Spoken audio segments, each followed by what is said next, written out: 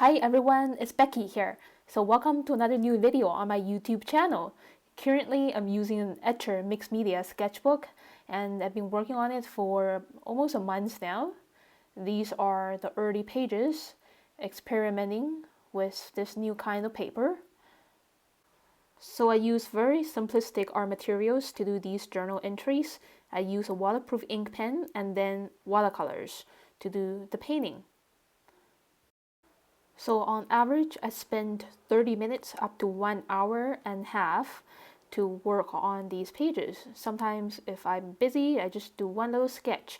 If I have more time to go outside, I spend a little over an hour to do a full page spread. And today in this video, I'm going to show you my process working through this page spread. So the lifespan of these cherry blossoms are very short, like about 7 days. So I decided to sketch them again under the evening light.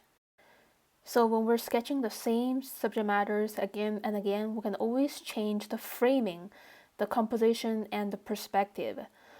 Now I'm using a Uni-pin brush pen, starting to draw these branches and twigs sticking out from the light colored blossoms. These lines are very loose because a lot of the twigs are being covered by the blossoms. Now I'm starting to draw the triangular structures, just like toy building blocks of the house on the opposite side of the street. This is a really nice juxtaposition because the large clusters of cherry blossoms is larger than the house in the back. In reality, we know that the house is much larger than the tree, so we have a juxtaposition over here caused by these two objects in different distances in space. And just keep adding these triangular structures and these little windows in squares and rectangles, the garage door, and other frames of each part of this house. And again, I like to color in the windows with solid black just so there's more density for these houses. Keep adding more simple shapes of the rooftops that I see. A lot of little triangle frames for the rooftop structures and windows. Lots of vertical lines. Now drawing this car parked on the driveway in front of this house. Keeping the lines very loose. I'm drawing cars, but at the same time, I'm not thinking that I'm drawing cars. Just focus on the shapes.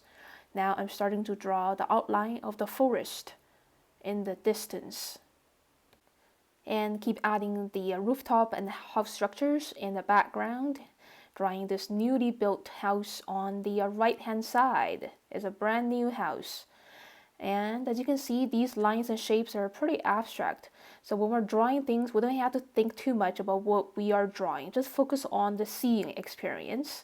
Yeah, same for the cars, just a cube shape and a few little dots. Leave it, simple for the viewer to imagine. And that's it for the line work. Now I'm ready to paint watercolors. So when painting a landscape, I always like to start with the sky first. So I just wetted the area first with clear water, adding brushstrokes of orange, yellow, and magenta pink. Dilute the top part a little bit, bring that orange upwards to dilute it with clear water. And now I'm diluting some magenta pink to paint these dotting brushstrokes of cherry blossoms. So the cherry blossoms, in reality, the color is very pale. So I'm kind of accentuating this nice pink tone with a little bit more paint pigment and less water into the magenta pink. Quickly grabbing some leftover yellow ochre mixed with green to paint the exteriors of these houses. Grabbing some dark brown to paint the rooftops very quickly. Just lay the color on and let go without over stirring. I like to save those brushstrokes for personal expression. And now I am doing wet on wet, grabbing some cerulean blue, mix it with a little bit of pink purple color to paint the dark evening clouds around the horizon. Adding a little bit more orange for the top because I see that vibrant orange cloud right on top there. Yeah, so the painting process is a lot about, following my gut feelings just to add that color on, nice and bold and vibrant. Now I'm just grabbing some viridian green mixed with a little bit brown or burnt sienna to paint the forest. Again, every brush stroke is a kind of expression to show my feelings and at the same time to show the textures of those forest foliage. And just painting in between the cherry blossom clusters, a little bit of concrete driveway and the street. The shadow of the street or driveway is pretty dark in the evening, and grabbing some dark brown to add more three dimension for these houses here and there. And yeah, just adding these essential shade colors on the side or inside of these houses. Now I just grabbed some more magenta pink, diluted with less water, so this is more intense compared to the previous layer. It's the same color, it's just less water. And using these tiny little dots to show the feel of the flowers. Grabbing some dark brown and use pretty thin brush strokes to paint the little twigs. Yeah, just so the tree has more of a three-dimensional structure. So the drawing part took me 5 minutes and this painting took me 6 minutes. So overall 11 minutes to finish the whole sketch. And in the evening, I sketched the waxing crescent moon sinking down the west sky. It's very peaceful. So before the cherry blossoms begin to fade away, I decided to do another sketch of this view that I did before in a recent video. So again, as I mentioned before, we can always use a different way to compose and to frame. So I decided to sketch this in a smaller way on the bottom of the right hand page. Again, drawing a frame, so just to easily fit everything inside. So I need to kind of do a quick measurement for about a minute or two, see how big I need to draw everything. So I need to put these houses on the other side of the street pretty high in the picture because I want to include the cherry blossoms down there.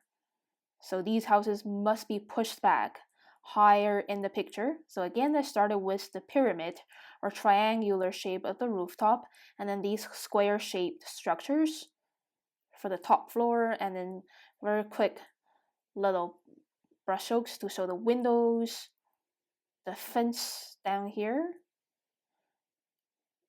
Drawing smaller is also a different experience of interpreting all of these details into much more simpler lines and shapes. And just finishing drawing the fence over there and the sidewalk line, actually dividing the lawn and the street.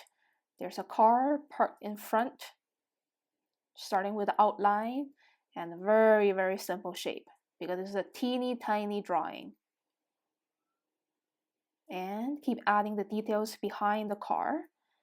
Another house, again a pyramid shaped rooftop and rectangular shape for the top floor, lots of windows,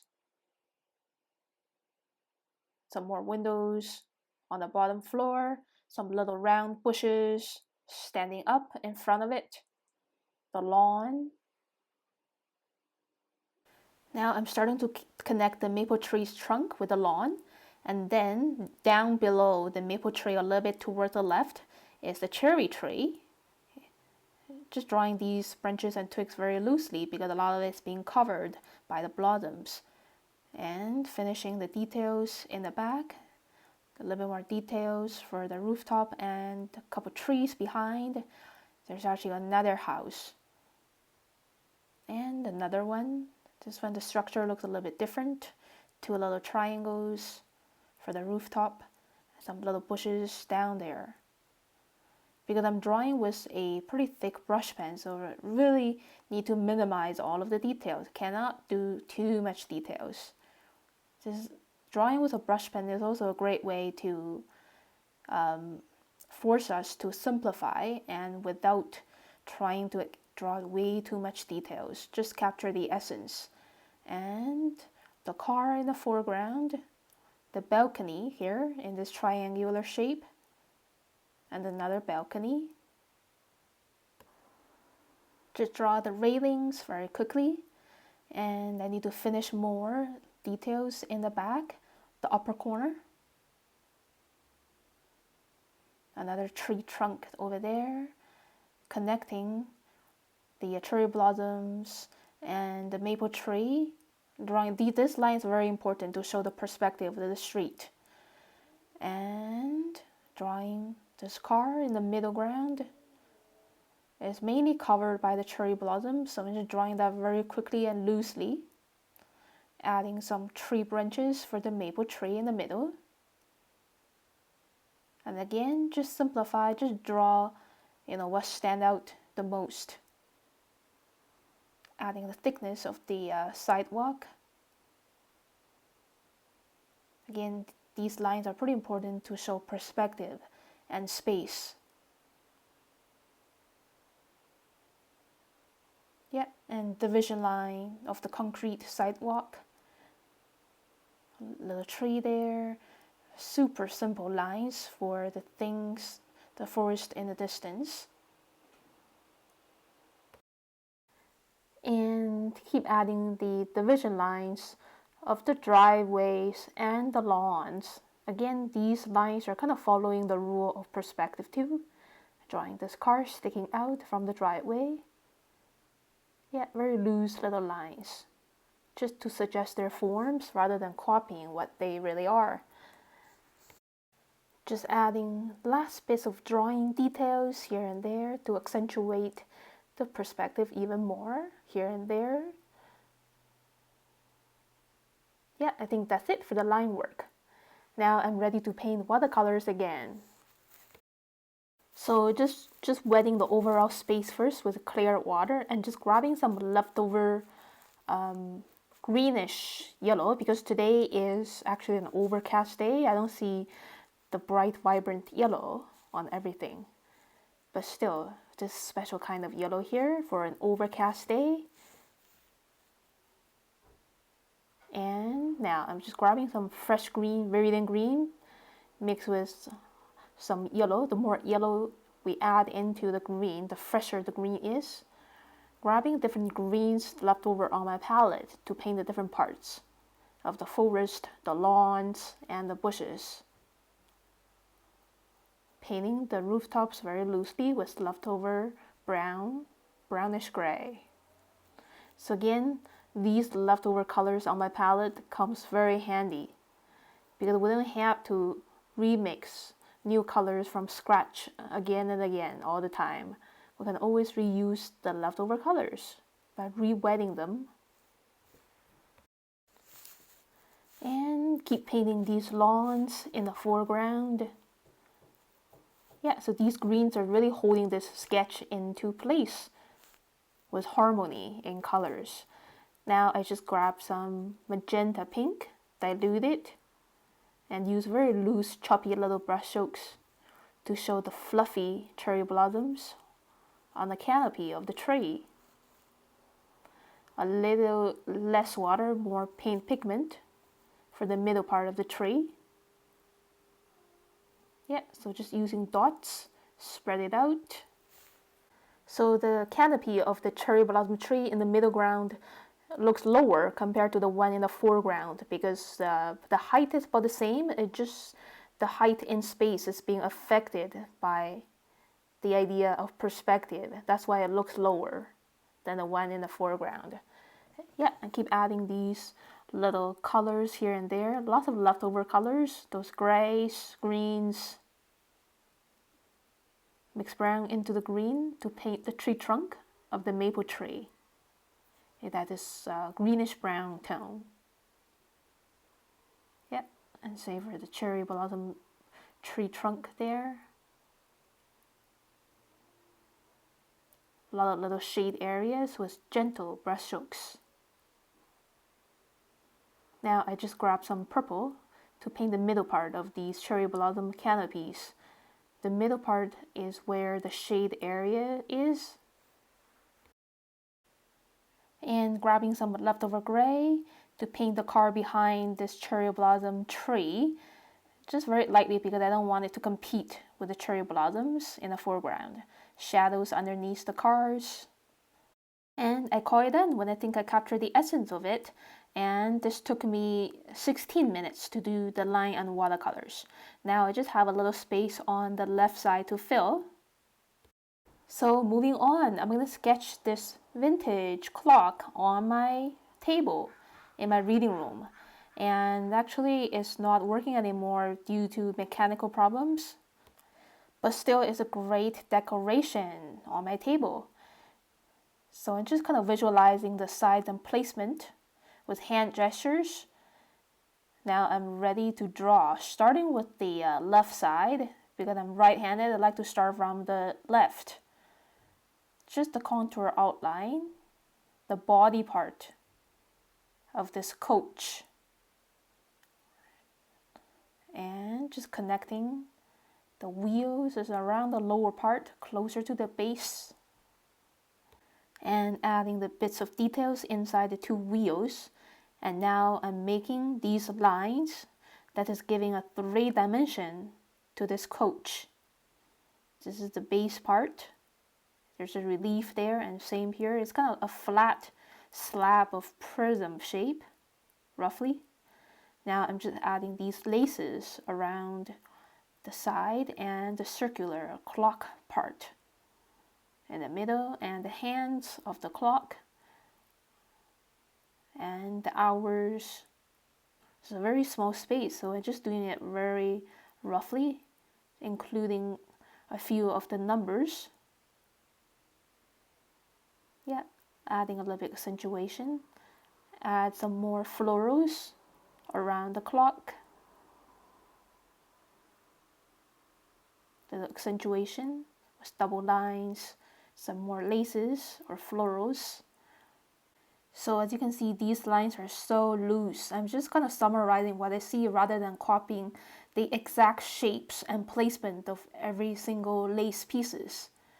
And this is actually fun. This is the process of drawing without stress and just enjoy the flow of line on paper.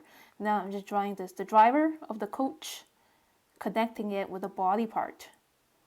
And this is the tail of the horse, nice and curvy. Adding some accentuation there to show shade. And then the hand of the driver, connecting with the body, the neck, and the face of the horse. The legs, the front leg, and one front leg is lifted up a little bit. The body part details for the horse, the belts, the reins.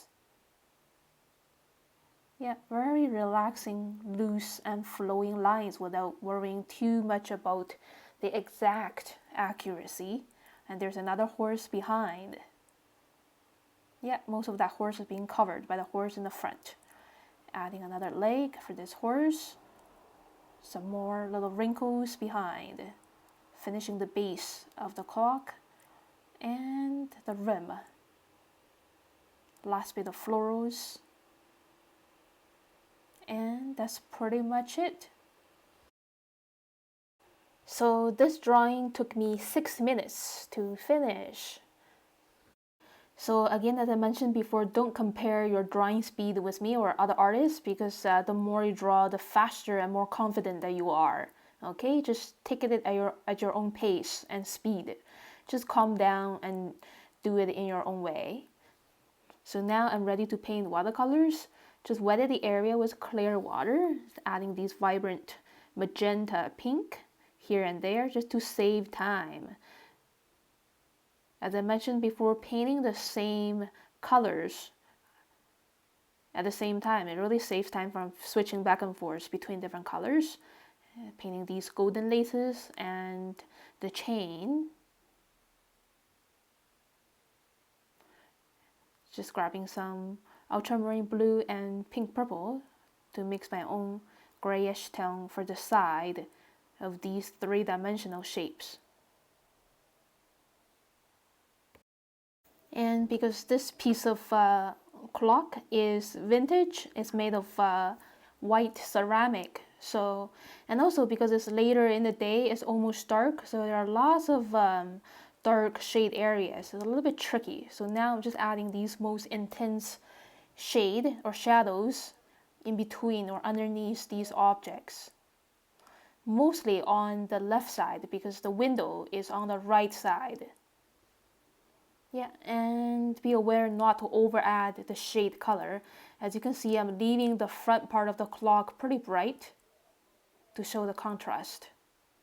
Yeah, just a little very thin brush strokes here and there. Just kind of adding these shade colors as I see, as I feel, with the flow of time. Yeah, last bit. Different kind of brush strokes, thin or broad. I think that's it for the main body part. Now I'm ready to paint the shadow landing on the wall. A little bit on the bottom. Mostly the shadow is on the left side because the window is on the right side. Again, it's a mix of ultramarine blue and pink purple. Mixing a little bit of green to get this interesting greenish gray shade color. Yeah, very loosely. When painting shadows, I like to do it in 2 or 3 layers. And just adding last bit of shadow inside the clock. Okay, every little detail can be important to give interest and 3 dimension. And that's it. So the painting part of this clock took me 5 minutes to do. And here is a look of my finished art journal spread. I think I captured the energy of spring. So thank you so much for watching my video. If you like my video, please click like and leave me a comment below. Subscribe to my channel for weekly updates so you never miss a new video. And I will see you again very soon next time. Have a great weekend, everyone. Happy Easter!